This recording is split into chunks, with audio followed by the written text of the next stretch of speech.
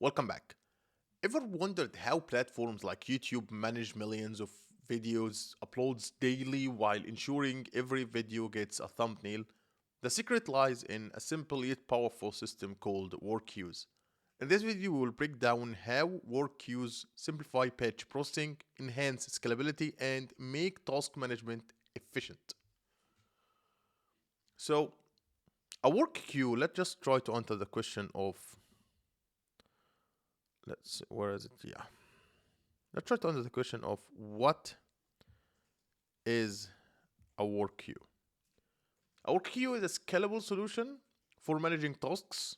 It distributes work across multiple workers, ensuring tasks are processed efficiently and reliably.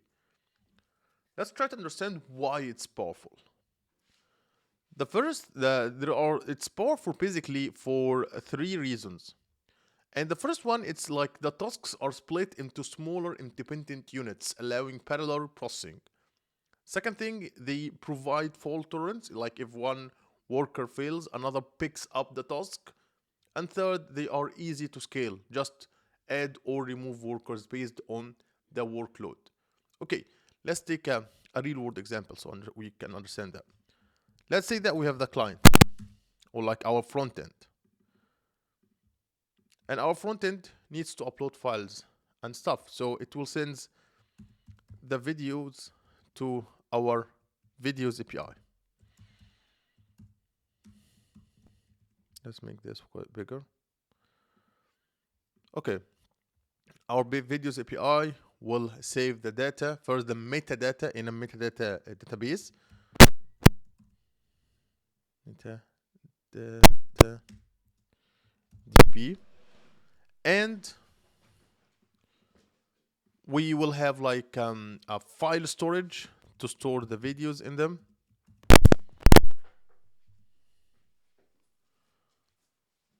And we will have like a worker, a queue, like a message broker, or let's assume like a queue worker, a working queue, which we will talk about what we'll do in a bit. And it will send requests to what we called worker instance.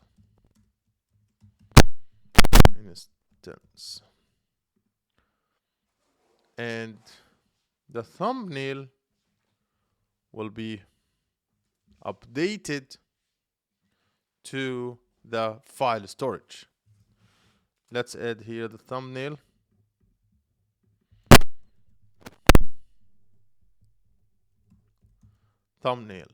Okay, so this is the process, but we need to just simplify it. A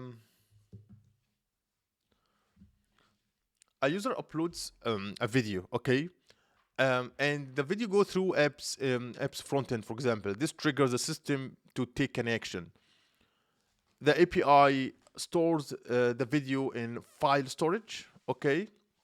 And creates metadata like file path and upload time. It then adds a tasks to the queue for thumbnail generation. We have the step 3, which is the task processing. The workers the workers pick up the task from the queue, the worker instance, and generate thumbnails and save them in the file storage. We have the metadata here. Also, the metadata works with, let's add like,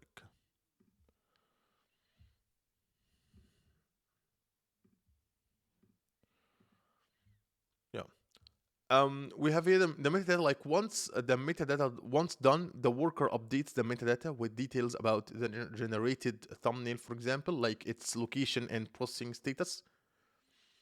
And this is how it works. Like, what is the benefits from using the worker? So why this setup is so effective? Why it's so important? The first thing is scalability, because need to handle more tasks, just add more workers. Then the workload decrease, scale down effortlessly. Second thing, reliably.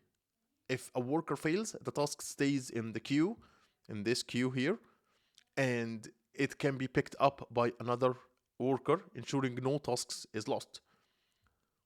3, efficiency, like tasks processed in parallel, cutting down the total processing time. 4, clear separation of concern. Each system component has a well-defined role, making the system easier to understand, maintain, and grow. So, this is an example of like a real world example. We can talk about real world design systems like like how all pieces fit together in a real world queue system. Like the task producers adds tasks to the task queue, workers pull tasks from the queue and process them, the storage holds files like videos or thumbnails, the database tracks metadata, ensuring every task is accounted. Okay, let's try to understand some of the challenges that we might face when working with some of the challenges that we might face when we work with let's script down here when we work with the worker queues. We have mainly three things that comes to my mind, and we need to tackle them one by one. And the first thing will be the high latency. Oh no, sometimes Miro have weird behavior. That's sorry guys. Okay, the high latency, like tasks are handled as soon as they are queued, reducing delays. Okay, this is the challenges we need to solve. The second thing, we have a resource spikes. Like the queue balances the workload across workers, avoiding the system overloads. This is a huge challenge as well. How to do that? How to handle error handling? Like if an error occurs, the task can't retried or re-signed, ensuring no task is lost. This is a huge challenge, and when to not to stop basically retry with this one. When to do this? There are a lot of tools for work queues like AWS SQS, Apache Kafka, or RabbitMQ.